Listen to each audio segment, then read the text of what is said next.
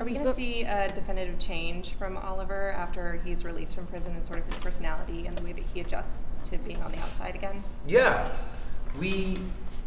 I spent a lot of time talking with Beth about Oliver when he gets out, because I felt like in the first episode this year, we were really trying to charge ahead with a lot of cool new ideas, but it didn't necessarily lend the proper weight to what happened at the end of season 6 in an episode that's titled Life Sentence. You know, one of the first drafts in the early part of, in the first episode of season 7, focused a lot on Oliver focusing on good behavior so that he would get released. And I was like, well, I mean, one way or the other, he's been in there for 5-7 months, whatever the case may be. He's got at least 14, 15 to go if he has good behavior.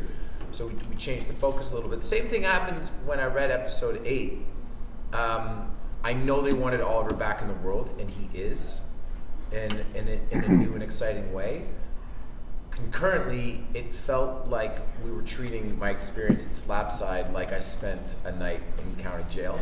When in actuality, even for Oliver, it was a pretty horrific experience. So I did want a change in him. I wanted a change in him in the way that he interacts with people, with the public, and even so far as his wardrobe. I went to Maya and I'm like, Oliver's in his mid-30s, he's a former politician. I want him to dress a little bit more like he used to dress for Sunday brunch at the Queen Mansion. Want him to, I mean, waspy's the wrong word, but it's not totally the wrong word, but that's not what we were going for. But, you know, I wanted him to, you know, in the first episode that I'm out, we had me going to a gala, and I was in sort of like the same suit that I would wear as the mayor. I didn't like that. So we pushed that in a different direction. And part of the fun of this year is I've pitched a bunch of stuff, and I think not the opening scene of episode 8, but the first time that you see Oliver, we came up with a really interesting way, I think, of showing what prison life did to him without really bashing people over the head with it.